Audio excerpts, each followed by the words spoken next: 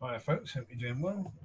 This is just a quick sort of part two to the last video, which is about Christianity such as life, and it is just life. Just a little bit added to that. After thinking about that, there was one other point I didn't mention, but sorry about that video. It's a long one, 40 odd minutes. It was never my intention to do a 40 odd minute video. It just happens. You're just talking about the situation, and it just continues. That's the reality. That's what's as it goes through your head. So just share. That's all. It's stuff that hopefully people can learn from, and that is the key. So anyway, it's 35 minutes past 3 on the 28th of June 2020. Right, in the last video I talked to you about the fact that neighbour's boyfriend threatened to cut my throat. Now, okay. In a situation like that, there are only two responses you can give. You can do nothing, as in don't respond. That's one option, just don't respond. The other option, though, is you've got to one up what that person has just said. So this is where such a comment is a problem if you're going to respond. If you're going to respond by doing anything other than not responding, you've got a problem here. Because you can't just say, oh, I'm going to cut your throat too. And this is your only warning, because that's childish. You can't go with a lesser threat or a lesser warning than that. Because what's the point of it? Yeah, it's like in school, someone says, oh, my dad's going to beat your dad because my dad does this, that, and the other. And you say, oh, but yeah, my granddad, yeah, he can fart the loudest. And how is that going to help? Really? How is that going to deter that threat? It's not, is it? Yeah, it's just childish. So the only thing you can do really is not respond, because responding means you have to kill that person then and there. And that's not an option. You can't do that. Yeah, in America, these sort of things happen on a regular basis. Someone threatens your life, you pull out a gun, bang, dead. You know, I felt threatened. Now, if we live in America, the neighbour's boyfriend would have been dead. He was threatening my life. He was actually threatening me. He whispered it in my ear. He didn't actually shout it out. He was careful to make sure there were no witness. He was making a threat against my life.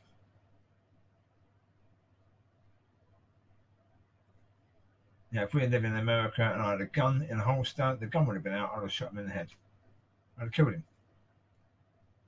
He was putting me in a position where he was making a threat against my life, where he was basically pushing me into a corner.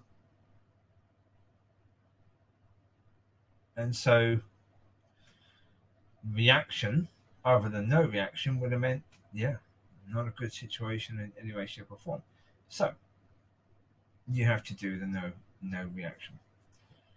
That's the reality. You have to take that option, because otherwise the only other option is to do something which, as I said in the video about such as life, and it is just life. If I react other than no reaction,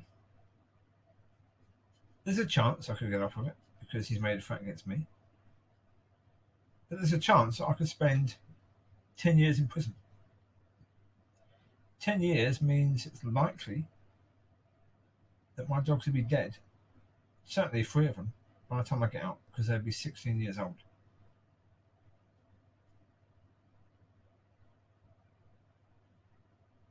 Is it worth reacting to that? Really? Is it worth doing it? When that could be the outcome, you could lose 10 years of your life and Your family are taken away from you. You're taken away from them for 10 years. They may never see you again.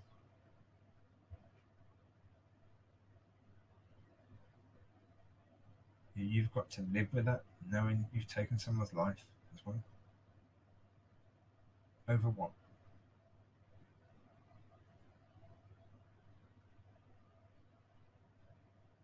You know, that's the reality. Um, I mean, there is another problem with regards to that situation. If at some point in time this person tried to be confrontational with me again, then I would understand that there's a chance he's got a knife, he's going to try and cut my throat, right? Even if he hasn't got one of these personally, he could have stashed one somewhere. So, and there's another point that's added to that.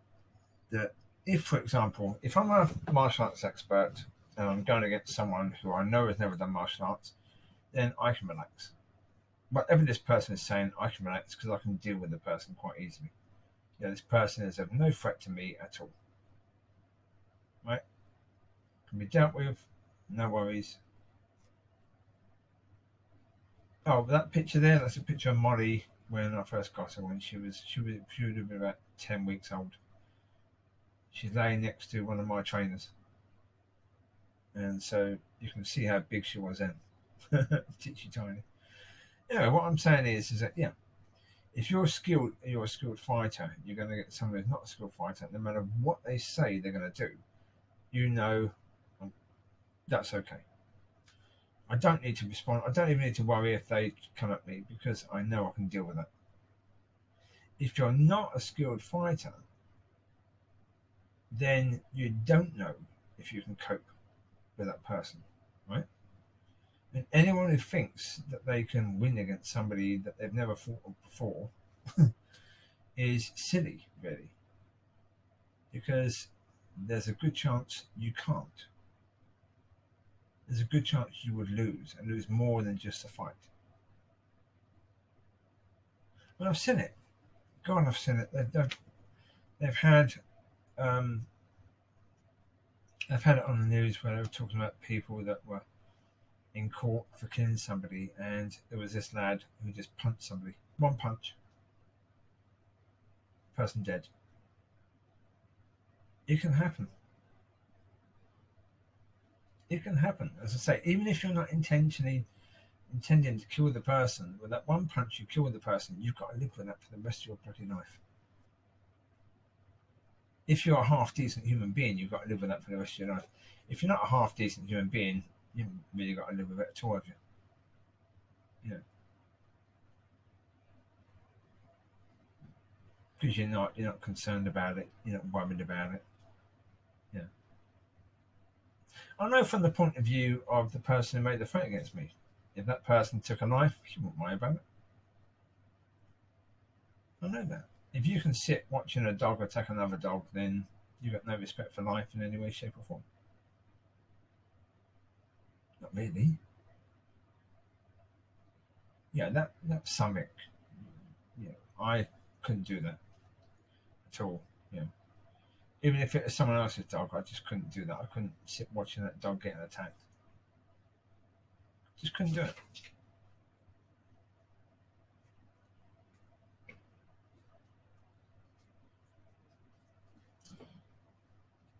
So some weird noise coming from outside. I'll just deal with that. It's just some water coming down. Right, back. That was Chewie making noise out there. It's a good job I went outside because I've got a tarp over the stone area outside so the dogs can go out and do their pee and poo without getting soaking wet. Also because of the fact that the flat was getting flooded on a regular basis before, so that tarp sort of stops that from happening. But when we put the last one in, my friend was over the other side doing it, and the other side isn't tight enough. So of course it's all droopy, and so when it rains a lot, it just sort of the tarp droops, and there's a massive load of water in there, which is going to end up tearing all the tarp off if it just continues. So I've got to now figure something out for that. So that's something I'm going to do in a minute. Yes, what I was saying about confrontations and fighting people is that really, unless you are incredibly skillful fighter, incredibly skillful, you should be avoiding anything like that because you don't know. You have to assume, if you aren't skillful, you have to assume the person you're going against might be. You certainly have to assume they probably might have a lot more experience at that than you do. So they are dangerous. Now, the problem is when you assume that, then you're in a situation that when you go into a fight with that person, you are accepting that it's possibly a life or death situation. Any fight. I don't just mean if someone's threatened to slit your throat, but any fight you get into, you have to assume it's potentially a life or death situation. So don't get involved unless it really is a life or death situation. It just isn't worth it because you could spend the rest of your life, knowing that you hit someone just once and you took that person's life with one hit. That's all you did, and you took the person's life. You can end up getting into a scrap with somebody, and now you're faced with God, and you're wondering what the heck happened. You were living, now you're dead. Was it worth it?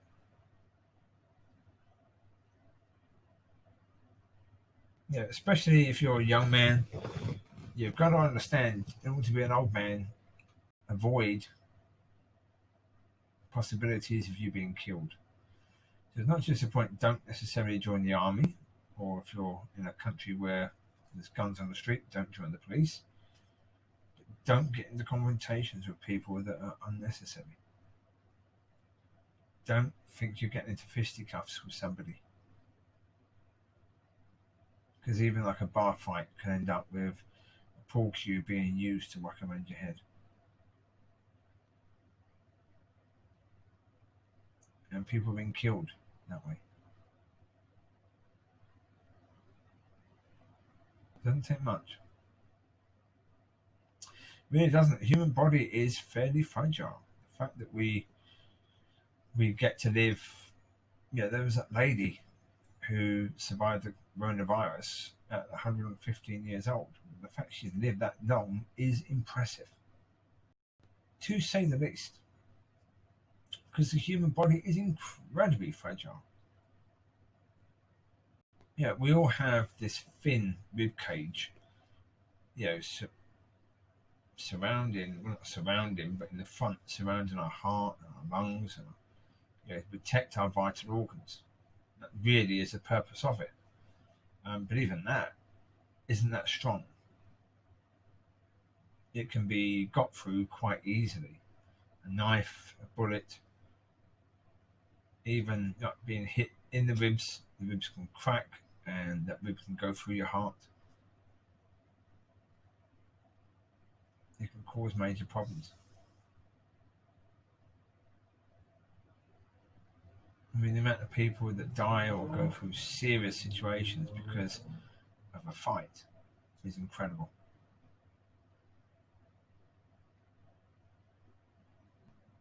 So the best response to anything like that is not to respond.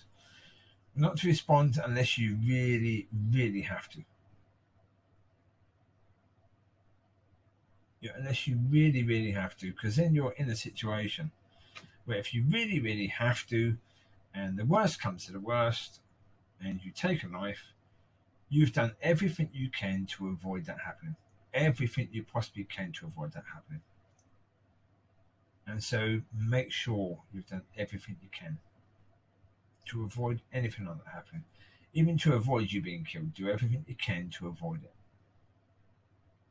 So it's not just a case of fighting for your life, you should be fighting for the other person's life as well.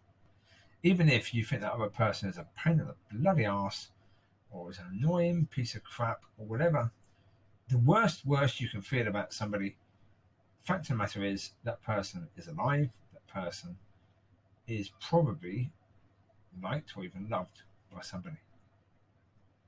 And whether you think the person who loves them or likes them is completely mad for doing that is irrelevant. They have a life. God created that life. For God so loved the world means for God so loved that person as well. Even though, again, you can look at God and say, what the heck? How have you not smited this person down already? Yeah? Why do you love this person? Look at them. You know? They go and do these things. Look at them. How could you love? But the reality is, yeah, people are the way they are for whatever reason they are that way. But we don't really get to know people. We don't really get to see who people really are and what makes them who they are. We don't know any of this stuff at all.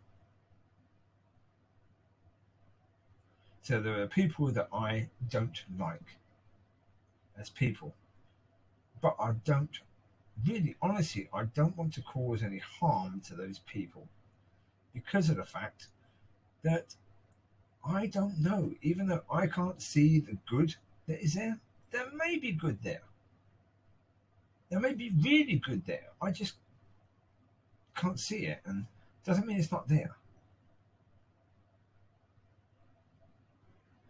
And as I say, you get into that situation, it could be you that loses your life. And even if it's not, even if it's the other person, you've got to live with that. If you haven't done everything you can to make sure it doesn't happen, you've got to live with it. So even if the response, even if what someone says to you is quite extreme,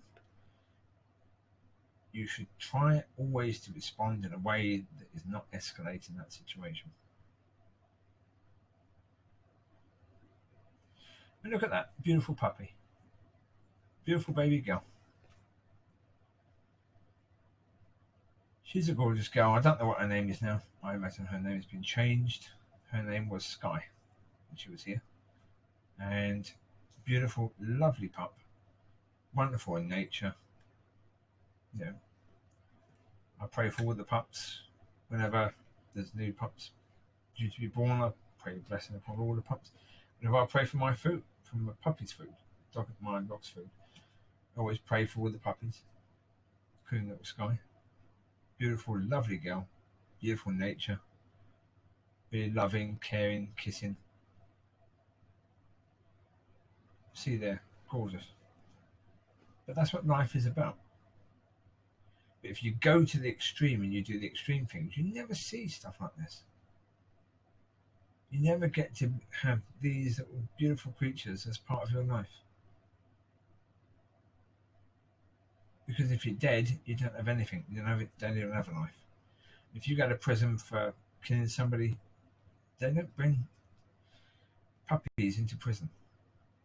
They don't do that. And then even if you get out, you've got to rebuild your life, and it takes time. Yeah, I'm 50.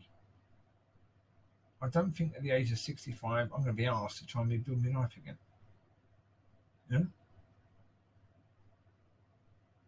So wisdom says, try not to respond. Try to respond with a no response. That is the wise move. Because it's an honour. Yeah, when my dogs have puppies, it's an honour. There's Max there on the left, the white one.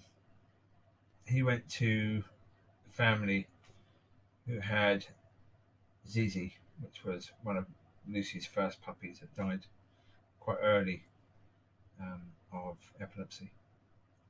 Max is still doing well. I can't tell you the name of the one in front, but that's certainly that would have been the runt of the litter. You can see the size difference between them. See how beautiful they are. It really is an honour to be able to spend time with them, to be able to feed them and cuddle them and teach them to love cuddles and give kisses and to come when called and to pee and poo when told. All this, it's a wonderful thing to have in your life, and to be willing to sacrifice that for what? Exactly. For a little bit of ego, somebody threatened me and I responded. You know, I upped the issue. No, so you can't do that. You just can't. So anyway, there you go. I think that'll do for that one. I can't really say much more, and it's half the size of the previous one, or over half the size of the previous video. So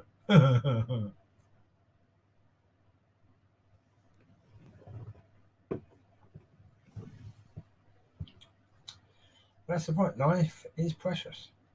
The life of these little puppies is precious. Yeah. And there's Riley. Riley's very lucky to be born because when Riley was born, I think 3 of his siblings didn't make it. Lucy had to have a C-section to get the puppies out, and I think 4 made it, 3 didn't. You could be one of those ones that didn't make it. That's the reality of the situation, isn't it? Yeah, that certainly is within the realm of possibility. But he's here, and so his life is precious. And all life is precious. I say someone that's born who's survived 20, 30, 40, 50, 60 years, there's something about that. That matters, even if it's not obvious to people that a person matters, their life matters. That's the reality of the situation, And if we can have that reality in our minds, well, then we're going to stay away from confrontation situations. We're not going to charge into it and try and up the ante. When they make a threat, we make a bigger threat. And when they make a threat of life, we take theirs. And no. So you don't have to like people. You don't have to get on with everyone. As I said in the last one, I've tried to be friendly with people, but it's not always going to work. Especially as I'm very protective over the dogs. And when other people don't seem to give a shit about the dogs and seem to be doing things that are threatening my dogs in some way, well then, that's when I get a bit more angry. The emotions just come out. I'm angry about that. So, look here, look at baby. See, this is a thing. This is a puppy food where it gets watered down, and this would have been the brunt of the litter. Just get a bit of food on its own because it would have been bullied out of food when trying to eat with the others. And these are the things. It's a beautiful honour to be part of that. To be able to do that for the doggies, it's gorgeous. It's a wonderful thing to have. And to whatever age you are, understand that getting involved in fights and stuff like that is a bad idea. You're putting yourself in a situation where you're going to get hurt and you're going to be hurting people during life. That's something you've got to live with. And if you continue down that road even longer, you're going to be hurting people even more. Because that is what happens. And you can't do that. You really can't. It's not the right thing to do. Anyway, I've got to play with these dogs again because they are due to have food and it's 4 p.m. They did get breakfast, so don't worry. They all had breakfast. Mollie had some version of dog food that's in a little pouch and really moist. She had that plus a bit of cereal. I think it's Crunch Nut cornflakes. And then the others, Chewie likes to be fed, so I have my cereal now dry with no milk in it, and so I pick it out and have a bit myself, and then when I've had all that I want, I then pick some out and feed it to Chewie and feed it to Riley, because they're right next to me and they open their mouth and I just, there you go. It's like feeding little baby birds, but they enjoy it. They seem to like that. Whereas with the girls, I just put some on the floor for them to eat. I've tried it with them. I try feeding them, but they make one heck of a mess. You try getting to take the food. Ah, the food goes everywhere. And of course, I don't want rats or mice coming in necessarily, because whatever problems they could cause are not particularly welcome. So, yeah, all fun and games. Right, you take care, God bless, and hopefully something I've said will help somebody. You never know. You take care, God bless, and I will speak to you soon. Bye bye.